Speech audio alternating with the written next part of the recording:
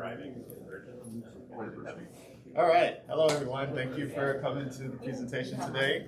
This is File Prep from the Pros. My name is Jay Bell. I am a team member with Panda Game Manufacturing, prepress specialist and account manager.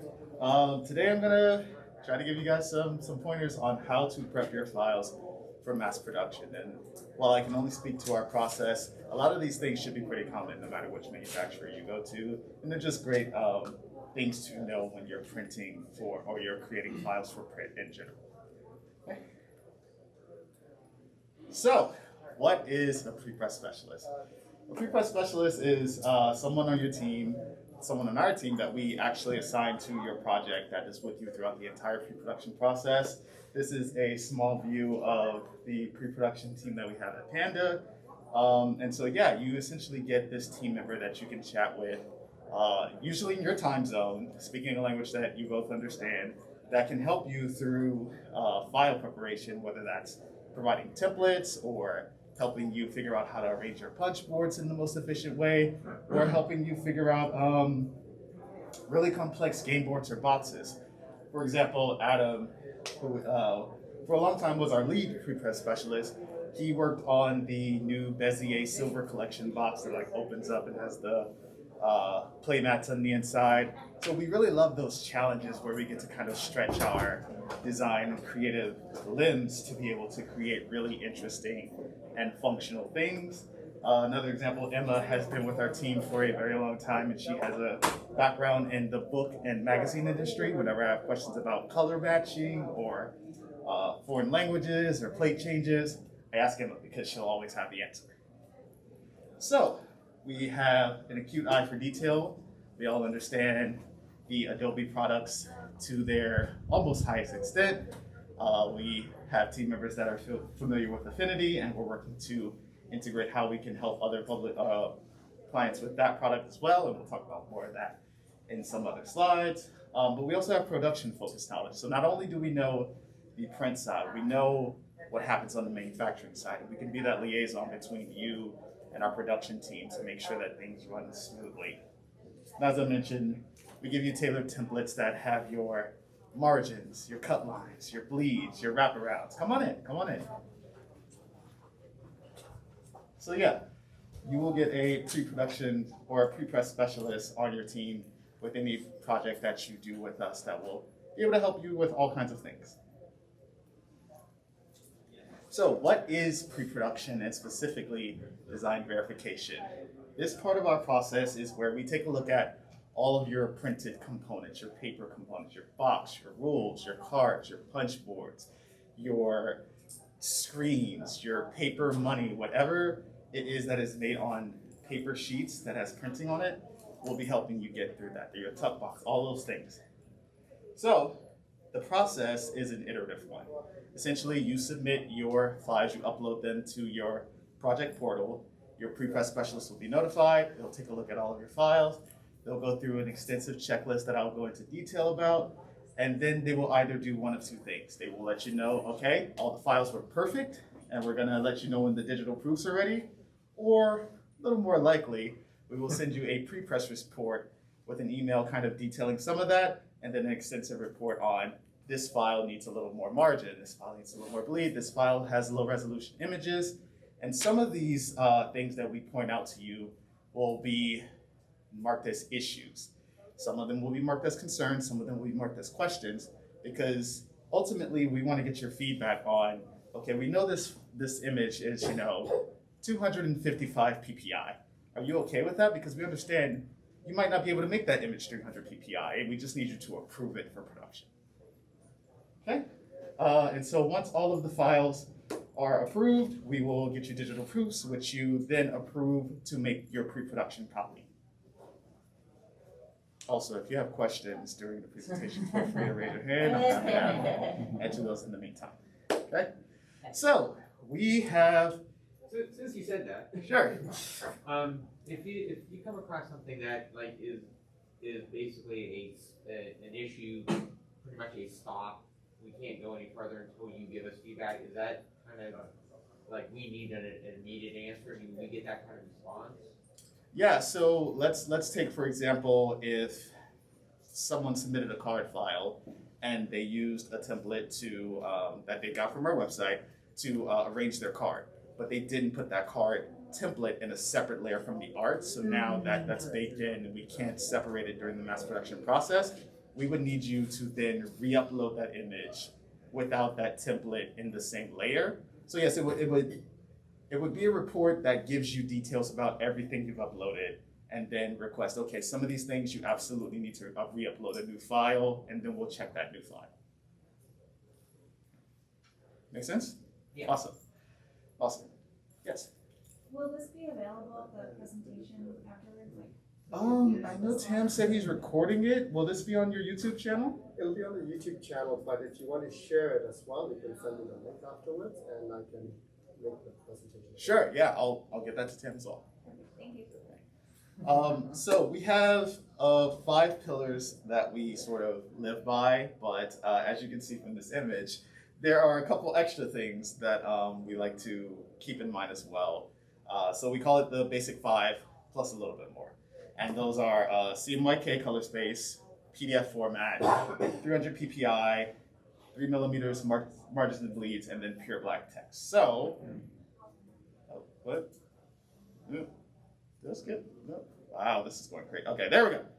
CMYK color space. I'll just set the precedent in case anyone in here is not familiar.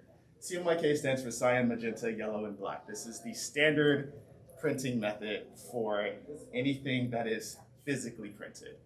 Opposing that, you have RGB, which is the standard for screen display art. Okay, Panda and every manufacturer, I hope that every manufacturer in the industry, every manufacturer that prints in general is using CMYK color space because it's a true representation of what can be printed physically. The RGB color space and that gamut can print or display a range of colors that CMYK just cannot achieve. That's why it's important for you to design in the CMYK space, because the colors you can make in RGB just won't be able to be physically printed. So if you were to, let's say, design an RGB and then get your things printed, you might see a muted color for your very, very saturated orange. Yeah, so that is pretty much everything about CMYK. As you can see from this image, this is how a mass production printer would run the plates. This image is being created by a number of colors being layered on top of each other through the cyan, magenta, yellow, and black printing plates. The 5th weld that you see, we'll talk about a little bit more with language translations, but essentially if you wanted, that would be on the 5th plate, and so it would interchange as you had different languages. Here it's blank because we're not doing additional languages, but you'll see something different later. Okay, so PDF file format. This is what we use because it is the most versatile and sort of adjustable way to look at an image. We can't use JPEGs because they're made for web. They're not made for print. But we want you to submit single page PDFs. We don't need you to set them up in spreads. We don't need you to send us like full card sheets. Our team is trained to be able to set all that up for you. The color profile that our mass production printers are set to is the Fogra 39 profile. You can come on in. Yes, you have a question? Yes. When you are exporting into these file formats from various different applications, they ask you to select a whole lot of different settings. I work in Affinity. Does the Panda team know how to tell me what things to select? That is a great question. I'm glad you asked it. We're going to talk about Affinity a little bit later in the process, but I can tell you that it has an interface that is a bit more complex than the Adobe products that we recommend people use. We'll talk about that a little more. The reason that you want to use the Fogra 39 color space, or more specifically, the reason that you want to use the color space and profile that matches the printer you're using is because that'll give you the most realistic 99.9% accurate display of this is what you see on your screen, this is how it's going to look when it's printed. Using that proper color profile will give you the best representation of that so that you know what your colors will look like. Okay? As far as trim marks, registration marks, and color bars, we don't actually need you to include those. Those are things that the production team can set up and will set up for mass production. We know the size of your cards. Those are extra things that just kind of get in the way and leave more room for error where maybe you didn't set those in different layers and all kinds of things that you're kind of just gonna give yourself a little more work when you try to add those in. Okay, and then page setup can vary depending on the component and the art that you have. So what that means is, let's say you have 2 decks in your game. One deck has 50 cards that all have the same back. You can come on in. And then the other deck has cards that all have unique backs. The way you're going to submit those PDFs is different. The one for the common back with the 50 cards, you're going to submit us a PDF with 51 pages. All of the common fronts, or all of the individual fronts, whether they're duplicate or not. So if you have 10 bananas and 10 strawberries, we still need 10 sheets or 10 pages in that PDF, each of those. And then that 51st page is going to be that common card back. And the other deck, where everything has a unique back, and say it's still 50 cards, you're going to submit 2 PDFs. You're going to submit a PDF with 50 pages on the front, and then we need a back PDF with all 50 backs, just in that order. Does that make sense to everyone? Awesome. Do you have a question? But flipped so that when it's printed, they'll be in the right place. We actually don't need you to flip them either. Okay. Thank Yeah. you. Yeah, we'll take care of that for you. I love that. Okay. All right, so 300 PPI resolution. Can you all tell the difference between these two images when you look at? Okay, I wasn't sure how clear it would be, but the image closer to myself is set in 72 PPI as opposed to 300. Now, as I mentioned before, we don't expect that every single one of your images will be able to achieve 300 PPI, but we want you to get as close to that as possible because that's going to give you the clearest images when we actually print them out. Now, transparencies, gradients, textures, backgrounds that are behind like 4 semi-transparent layers, we understand that those won't come out at 300 PPI. They don't need to because they're transparencies and things like that, right? But your prepress specialist will be able to help you navigate in your prepress reports which images are showing up low, whether or not you'd like to address those, and if you'd like to have them print as is. Jay, Yes. does that imply you don't want higher than? So you can do higher than. At that point, you may just run into an issue of having very large file sizes. Yeah. Okay, 3 millimeter margins and bleed. So this is the most common occurrence for components. Cards have 3 millimeters of margin and bleed. Bleed in most cases is 3 millimeters, but some components have other requirements for those parts. Game boards, for example, have wraparound. You know, when you kind of like flip your board upside, or your game board or your box upside down, there's like a little wraparound. That will require an extra 15 millimeters of art provided in that template, plus the 3 millimeters of bleed on top of that. So you'll see a difference there. Large rule books or booklets or like GM guides and things like that, you want to provide even more margin for those because that spine is going to become so thick that your inner text may fall in the gutter if you only use a 3 millimeter margin. So when you're going through your project with us, your prepress specialist will tell you, okay, your book's really big. It's like 56, 60 pages. We're going to have you do 6 millimeters of margin instead of 3. And we'll be able to provide you a template that has 6 millimeters instead of 3. What's great is sticker sheets actually only need 2 millimeters of margin because they are very efficient in the way that they are kiss cut printed. The reason that margins are important is because of print drift. Any mass production machine will be very efficient, very close to perfect, but still not perfect. Those machines have tolerances of what amount of drift happens. Now, our maximum tolerance for our machines is plus or minus 2 millimeters. That means in any direction, left, right, or up, down, the maximum amount of shift we expect is 2 millimeters. And I say maximum, but if there's more than about 4.6, we'll probably run the sheet again and say, this is a little too far off. We want to calibrate and then get that going again. But we want you to understand that some print drift might occur. So we want you to adhere to these margins and these bleeds because they'll allow for that flexibility. Extra bleed does not hurt. And the reason I say this is because sometimes we will miscalculate, right? Let's say you provide me your game box template and you forgot to provide 3 millimeters of bleed past that 15 millimeter wraparound, well, now I've got to go back to you, send an email, you've got to adjust the file. But if you provide a little bit extra outside of that template, just add some more art, bring the color boxes out a little bit further, you're probably covered. You're probably good. So don't be afraid to have a little more bleed than necessary. As you see, we've provided in that image there. And then respect the margins with your text and your icons. I can't stress this enough. I know a lot of times people do, especially card designs that have, the artist's name kind of printed very far off in the corner, outside of the margin.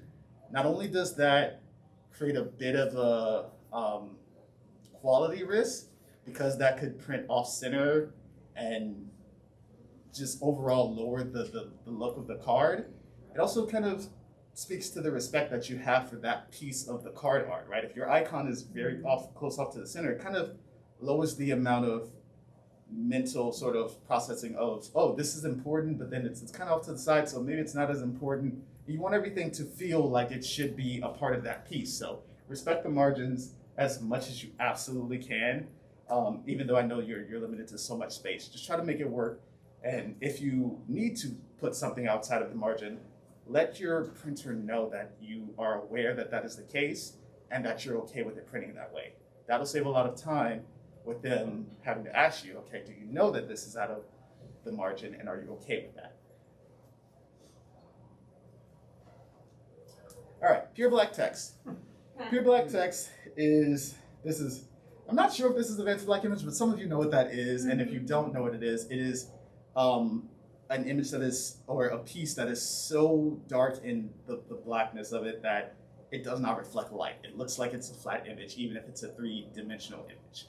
And so pure black text is text that only uses the K plate of the CMYK mixture instead of, 60% cyan, 40% magenta, et cetera, et cetera. Now, pure black text is very helpful for 2 reasons. It makes color matching very easy because we're only pulling color from one plate instead of multiple, trying to make sure that those have mixed properly in future print runs, expansions, things like that. But then it also eliminates the problem that can come with overprint, which is the next thing I'll talk about. But knowing that, you should know that pure black text only applies to black text that is on colored images and pure black, not any red text or any brown text or anything like that. Anything that's not meant to be absolutely black, whether that's dark purple, brown, dark blue, it only applies to black. Yes. So, sorry, so you're recommending that if we've got a rule book with black text, that we should make sure that all of it is pure black is the recommendation? Yes, okay. Yes. Only use that K channel of your CMYK mixture for your black text. And does it have to be 100% K? It can't be 80%? Yes. Okay. 100%. All right. Yeah. Wonderful. Thank you. No problem. And so coupled with that, we can talk about overprint. So overprint is only relevant for pure black text on any colored backgrounds. If your black text is on white, you don't need to worry about overprint. And what overprint is making sure that the colored background behind your black text is actually printed. That's shown in the top graphic versus the bottom graphic. If you don't set your pure black text to overprint, you'll get sort of what's a white shadow, or what we call a knockout, where the image behind the black text is not actually printed. The risk there is if there's any print drift at all, your image will be a bit blurry. You'll see that white unprinted area behind the black text. Okay? Does that make sense to everyone? Awesome. Okay? And again, this applies only to black text, not colored text. Or any color other than black. And so this graphic is helpful for anyone using Adobe Illustrator. In probably a month or 2, I will have a graphic like this for Affinity users. But in Adobe Illustrator, you can go to your Windows tab, click Attributes, and then Attributes will show you that you can set any object you've selected to fill the overprint, or overprint the fill, or overprint the stroke. So overprint also applies to text stroke. If you decide to put that in your image and it's pure black, set it to overprint. The easiest way to do that, and this is me just jumping deeply into my design world, if you hit select and then object and then same fill with a pure black image, it'll select everything in your document that has that 100% K, and you can auto select it. I'm going on. Is this only something you should do with the 100% K, the pure black items?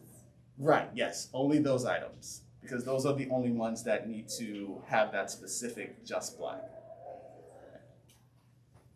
All right, so going back to multiple languages. The easiest way to deal with printing your game in multiple languages is to have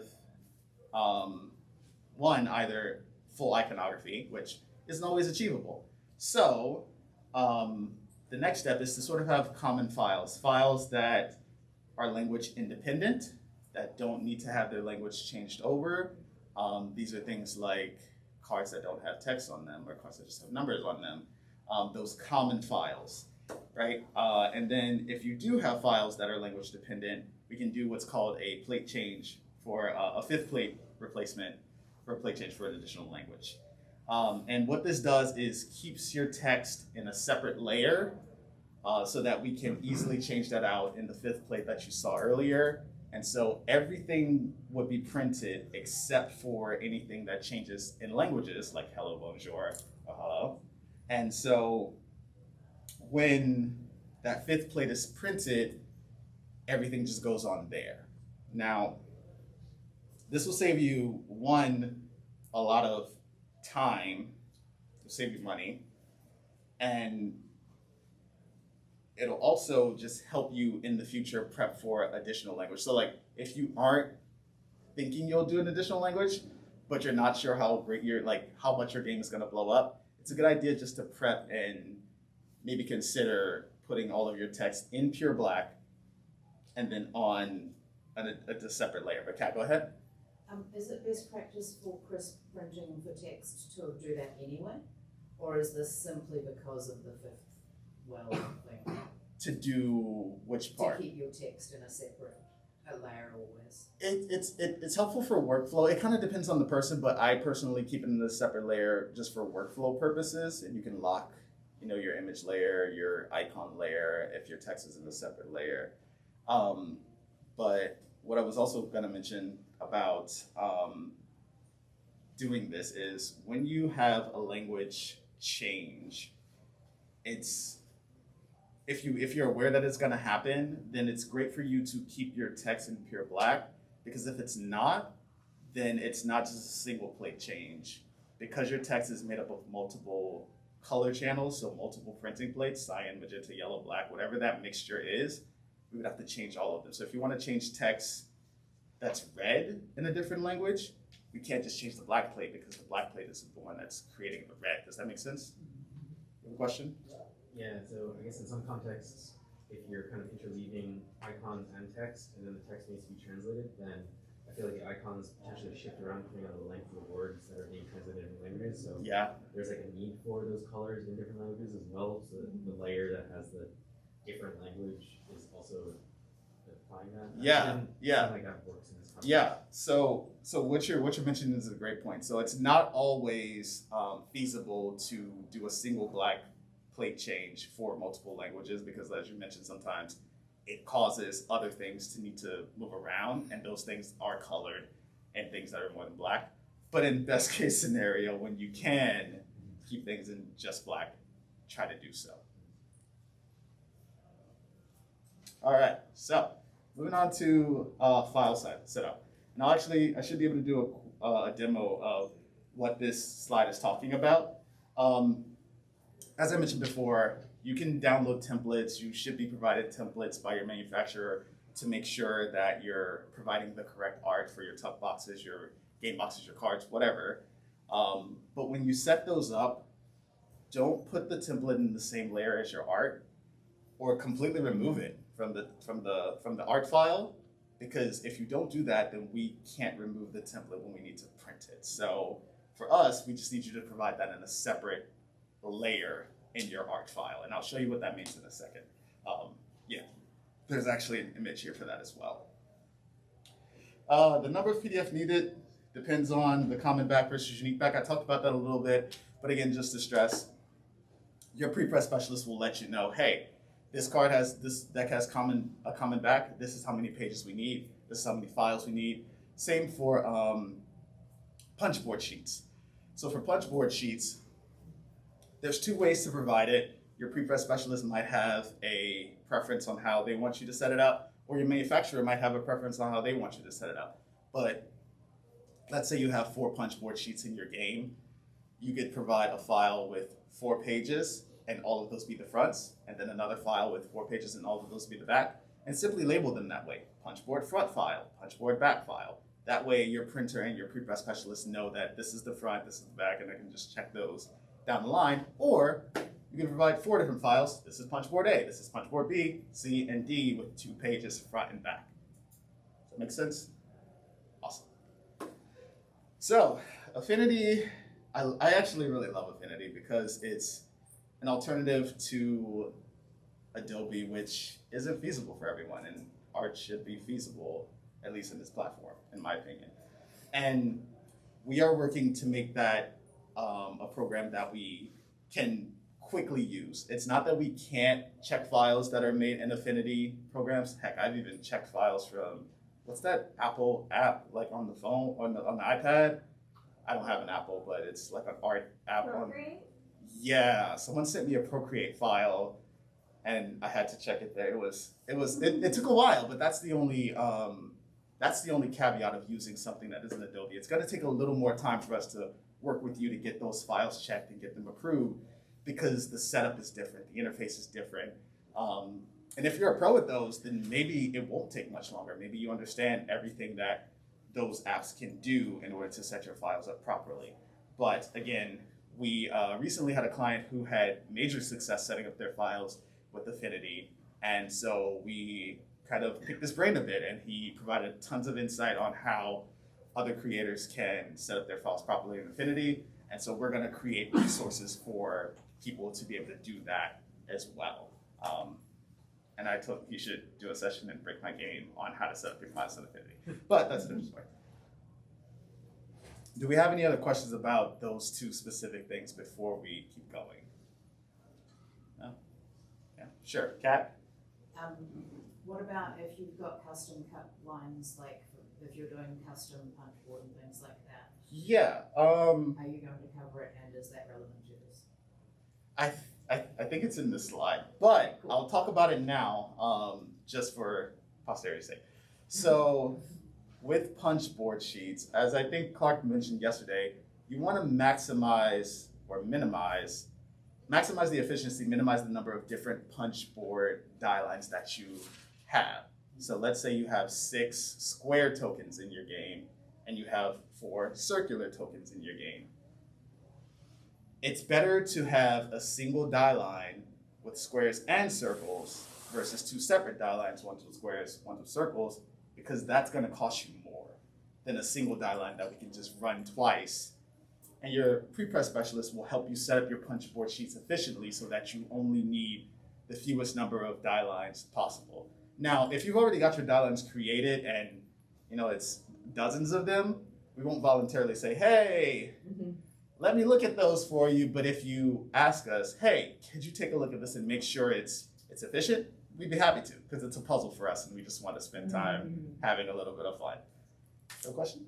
Yeah, the question is, we're not in this stage yet, but we're still thinking about, like a commission artist. I wonder, is there any specific things we need to think about, maybe, not so late, just like, if you want commission artists, maybe for card design or for the box design, but do I want it to reach out to the manufacturer to know the template first, or is there anything I need to keep in mind when I'm talking to artists, or is there a better timeline for that? Yeah, thank you for asking that. If you're looking at artists that are or are not familiar with the game board space, just kind of pick their brain when you're looking at them. Ask them what kind of like print experience do they have, but also feel free to go to our website and download our templates and send them to your artist your prospective artist.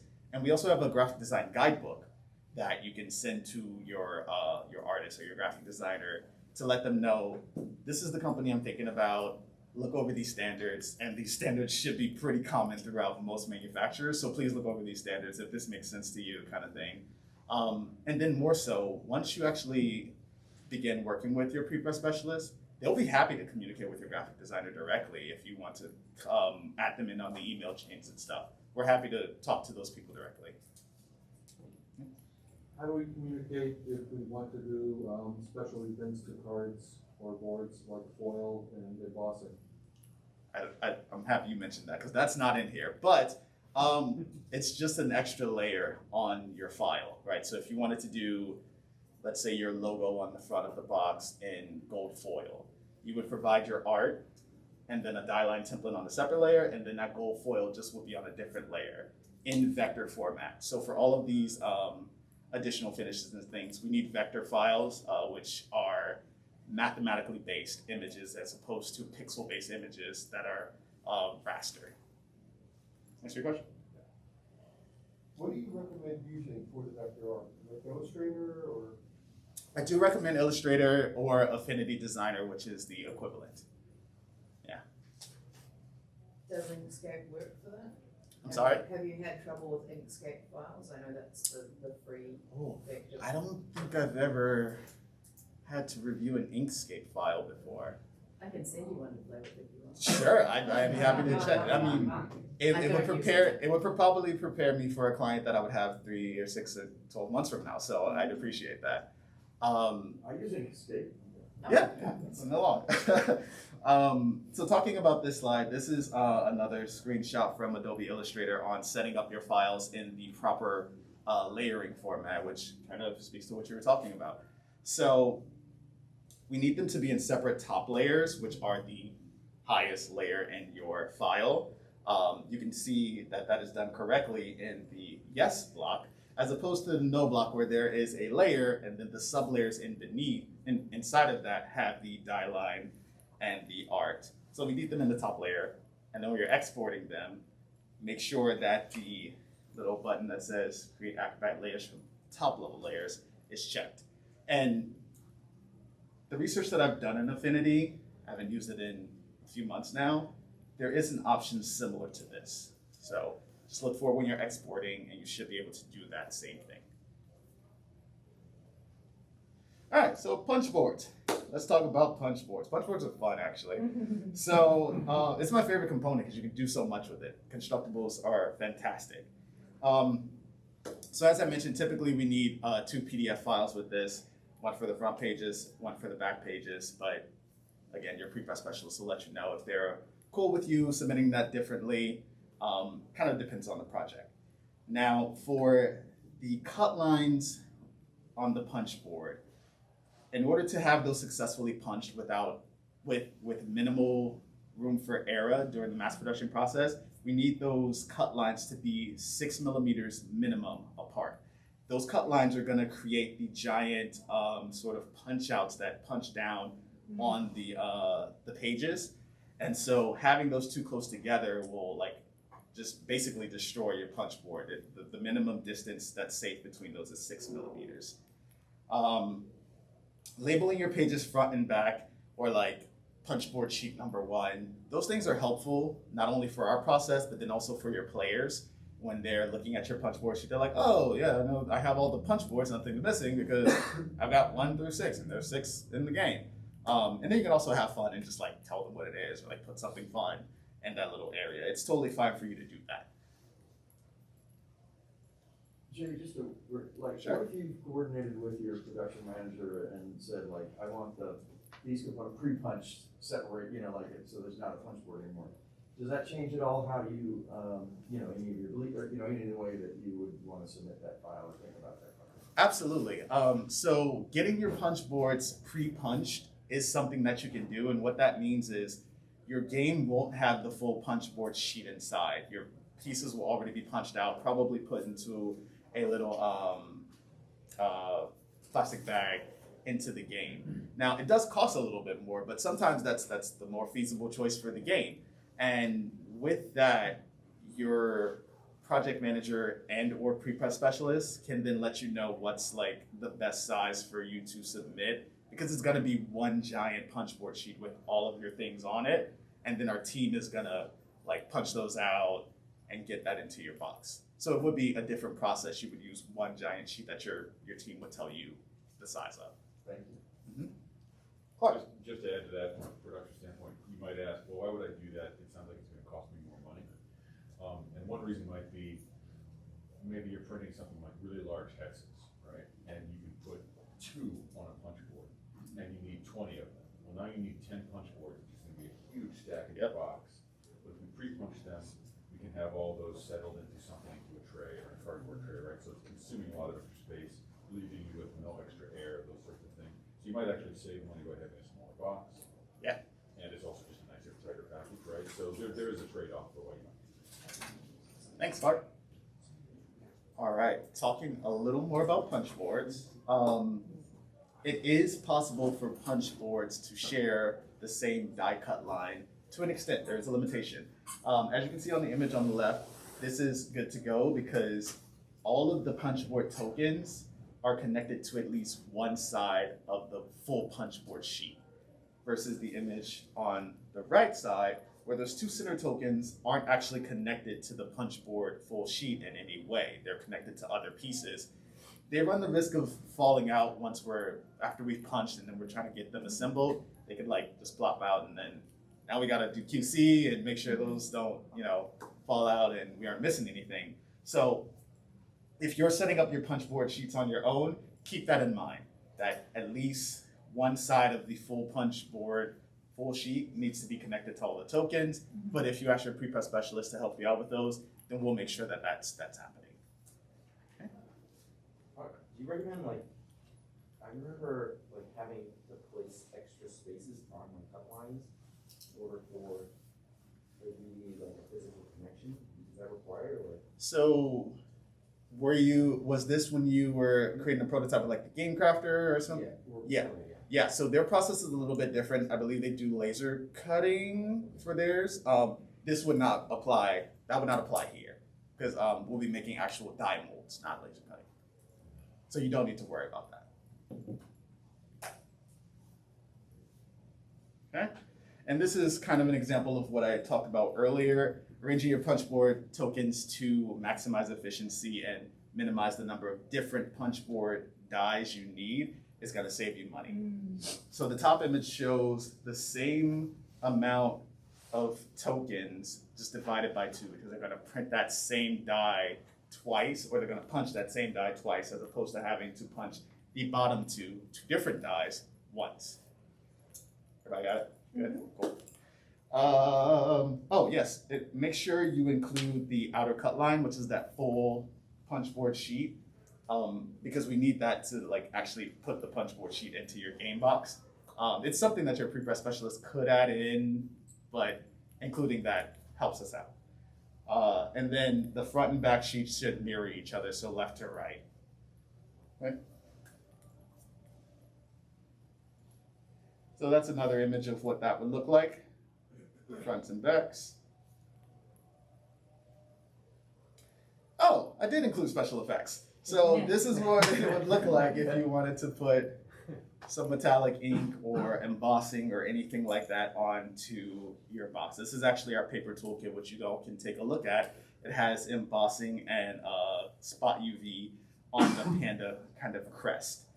So we need that in vector format, and it says 100% magenta is the color that it needs to be in. That's what we prefer. Any sort of very obvious, this is just a vector area indicator is great for us. Don't do 43% magenta, cyan. What's up, Kat? Is that going to be a problem if we actually have 100% magenta in something else? Do we need to be really clear if we put 100% magenta that we don't want this done to it? Not necessarily if you put it in, you'll need to put it in a different layer, right? So that layer will be specifically for your effect. Okay. Yeah, I don't think I missed anything. Yeah, so I guess kind of along the lines of including the vector shapes, if I use InDesign, I place a vector file in the InDesign file and then export the PDF, does that still get you what you need? Yes, you can embed or link images into InDesign files or from Photoshop into Illustrator. And again, I'm speaking in Adobe terms, but these also work for Affinity as well. Placing your images inside of those other documents in that linked way. You can export that PDF and you'll be okay. Okay, box markings. Clark talked a little bit about box markings and safety and things like that yesterday. Again, this is a process that we are always learning from because it is constantly changing. There are a few standard things that are expected to be on your box. The country in which it was made, the publisher name and address, the UPC/barcode, the lot number, which I'll talk about a little bit more, and then a recommended age range for the product. Now, the country of origin, as far as I've ever experienced, is kind of non-negotiable. The publisher name and address, in some cases, this can be absent from the box, present in the rule book or some other document within the game. But we always say kind of better safe than sorry. If you have space on your box, include it on the box. Back.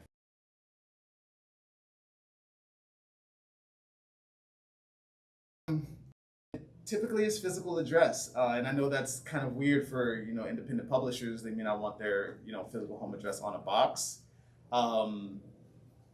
Sometimes fulfillment centers are okay with allowing publishers to use that. It's really kind of a case-by-case situation, but yes, a physical address is typically required. Does PO box count as a physical address?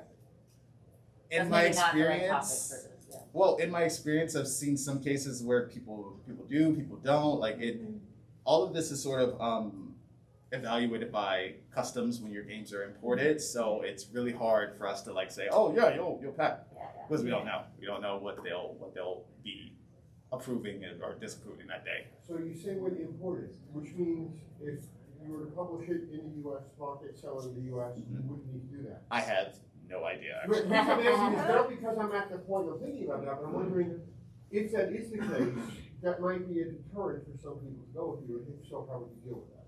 Yeah, I'd be a little surprised if someone chose not to work with us because of this. I'm not saying it's not possible, but what I am saying is these are sort of the requirements that we're aware of, and I don't know that it's necessarily different if you do it domestically. Well, it says the customs thing, so domestic. Yeah. Clark, did you? I believe, if I understand your question correctly, I believe if you manufactured it in the U.S. or Europe, you would have to state that on the box as well. Oh, I don't believe that just because it's made in China that it's. So it's not a customs thing. I'm not exactly sure what the origin of why that needs to be there is, whether it's a customs or some other legal issue, but my understanding is, they just want to know where that box was made, wherever it's coming from. So I'm guessing it originated from customs, but I think even if you were making the game in the U.S., distributing in the U.S., you would be required. It's not the case when I buy batteries or I buy a donut or something like that. So I think it's probably a customs thing. It is a legal requirement in a lot of countries, even if you're manufacturing in Europe and selling in Europe, you have to have the address on there. Okay, so talking about lot number. A lot number is pretty much for both parties' records, both parties being manufacturer and then also publisher. You can provide your own lot number to us that we will put on the back of your box, or you can let us use our Panda lot number. And this is really just to keep track of which units were made with which print run, so that if there's a QC issue or if there needs to be any sort of thing tracked from that print run, we can just reference the lot number. And then recommended age is something that Clark has spoken about, and it's a topic that has a lot of kind of gray area. It's up to the publisher to determine what the recommended age for the game is. We can't really look at your product and tell you what that is. But based on that recommended age that you place onto your box and the components inside, that might dictate the necessity, or maybe you don't see it as a necessity, to do safety testing But those are things that you should be aware of that will need to be on your box and consider when you're manufacturing. You mentioned the lot number, that's the barcode, right? No, so the UPC is actually the barcode. The lot number you can see here. It's that little code next to the barcode. It's like the batch, right? Yes, the batch number is another. For the code. same UPC, you might have multiple. Yes. Okay. So box markings. Again, the requirements for when this is needed, especially the CE and UKCA mark, it shifts a lot. But what hasn't shifted much is the minimum height requirements, which I really want to talk about today. The minimum height requirement for the CE mark and the UKCA mark, 5 millimeters in height. Now, because the minimum is 5 millimeters, I always tell my clients, make it 5.125, because sometimes you think you made it 5 and you actually made it 4.82, and now I have to send you an email saying, hey, this is a little too small, and when they see it at when they check for it, they might be very stickler that morning. So just make it a little bit bigger if you can. It's a safer thing to do. The mark for the choking hazard needs to be a minimum of 10 millimeters, and again, just make it a little bit. That'll help everyone out. That's the top of the C and the bottom of the C. Yeah, the arrow is a little bit larger, but yes, the top of the C and the bottom of the C. Yeah, cool. So on our website, you can find tons of templates, guidebooks, tons of resources. You can email us at hello@pandagm.com and ask prepress questions. They'll be directed to a prepress specialist. And that's a wrap, because we have paper wrap. Yeah. Yes. Okay.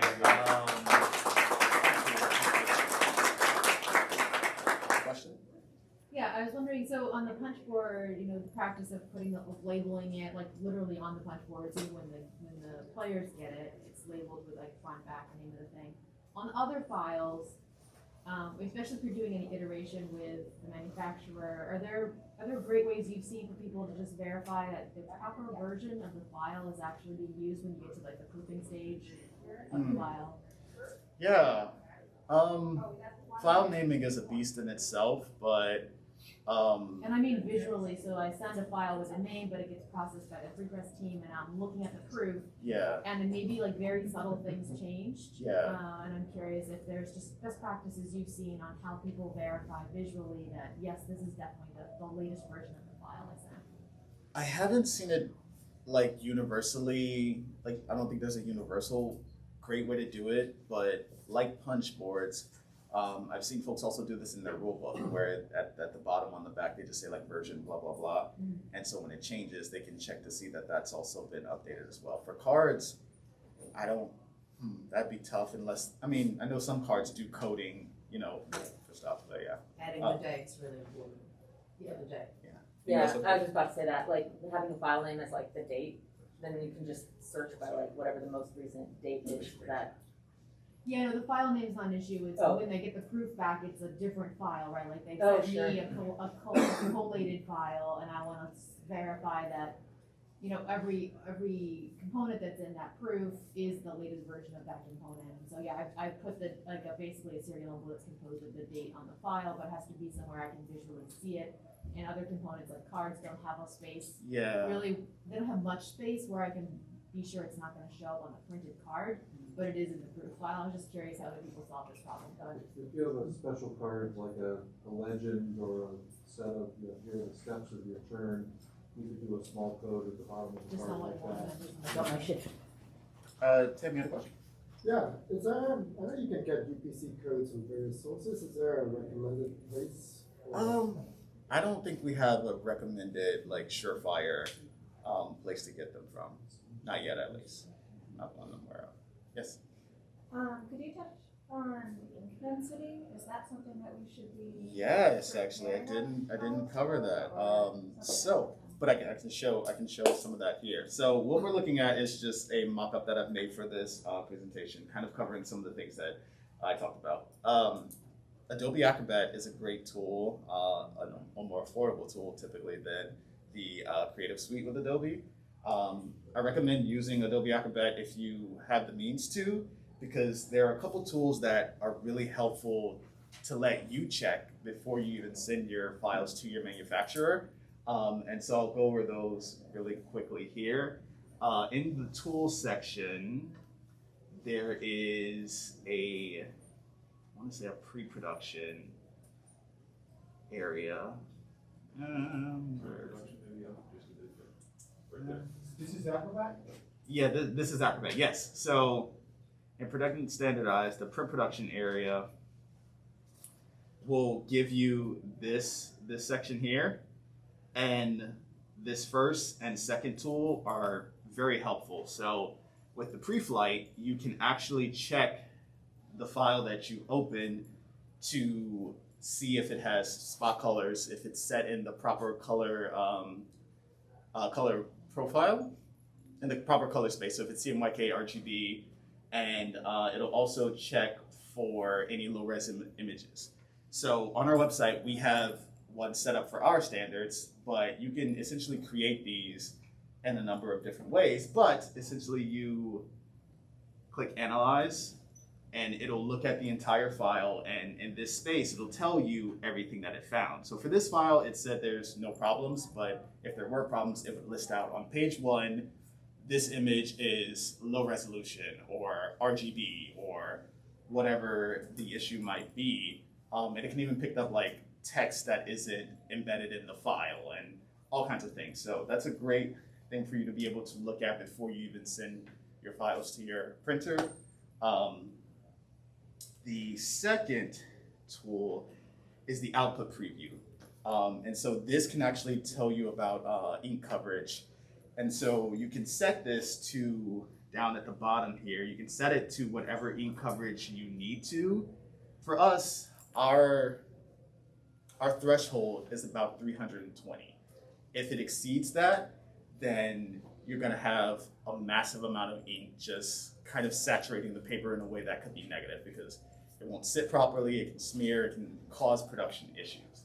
And so, kind of backing up a bit, what this is showing is how much ink is on each area of the page. So if you kind of hover over any spot of the page, these values will change and tell you what that CMYK makeup is based on where your cursor is.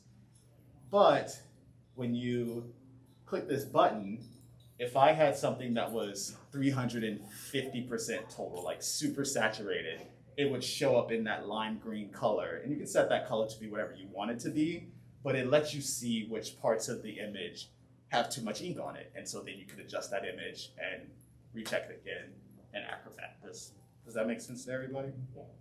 Sweet, sweet. Still got a couple more minutes. So yeah, I'm gonna show you just one more thing related to overprint actually, and it's in the output preview.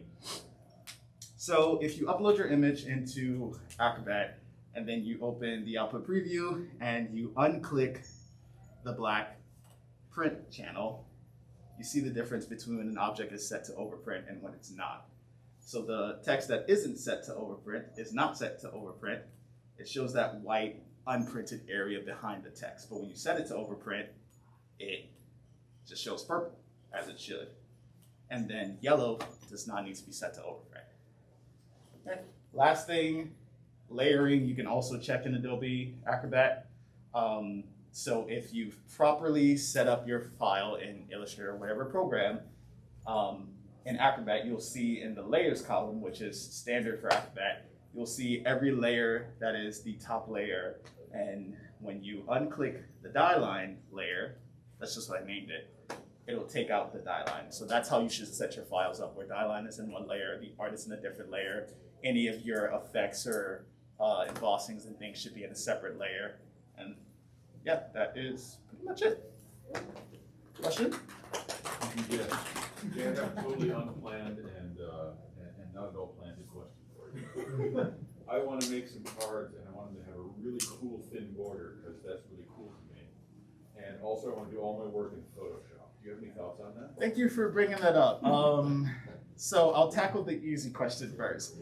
With borders, you want to, and actually I can pull that back up. Yeah, what's the easiest way to do this? Okay, for example. Okay. So if you wanted this image to have a border, that is okay. You can do that. But what you want to make sure of is that your border covers the entire area from the green margin line all the way to the blue bleed line. And the reason for that is we want your border to print as evenly as possible on the left and right, and then on the top and bottom. So filling those spaces is what's gonna help ensure that best. If it's thinner than that, then there's a very strong chance that it can print where it seems like it's gonna be way more noticeable if it's off center. Talking about dreaded Photoshop. I understand that a lot of people love Photoshop because it is very useful, but for prepping files, it is very difficult. The settings for rich black and setting overprint and even assigning color profiles in Photoshop, I don't understand it, it's tough. So if you only have Photoshop as a tool, expect a little bit more time working with us and probably any other manufacturer on your design verification process. But I will say that we are building a couple resources to be able to help folks navigate setting their files up in Photoshop. Okay. Borders and rounded corners. I'm sorry? How do I do rounded corners? Yeah, so we'll do those for you, actually. You don't need to worry about those when you're working on like cards or really any component, now that I think about it. Those will be set in at 2 millimeter radius, I believe. But if you want a different radius, then you can let us know. If I wanted a black border around the card so that... Oh, you mean like on the edge? Yes. So like a gilded edge. Yeah, we can do that. No, not the edge. If I, as he was asking, if I wanted a black border around the... And you wanted a top curve. of my card, and I wanted that to curve Yeah. with the curve of the... 2 millimeter is the radius you would want to set that curve to. Okay. Yeah. Yeah. So we have a couple Tellstones packages, which is like this small game with these really thick coins. I'm gonna give away. I'm just gonna like fire off some quick questions. Name one of the 5 pillars that I talked about. The 5 top 5 things. Raise your hand. Raise your hand. Okay. 300 PPI. Okay, 3 millimeter PPI. PDFs. Black ink. Black ink. Go for it. And here, I guess. I'm sorry, the masks make it real hard. Yellow shirt and this lovely lady in purple. Okay. We'll grab you something at the booth, sir. If you want to come by our booth, we have tons of toolkits. Thank you for coming. We're right outside the playtest room. The question I have is I want to do some custom wood pieces.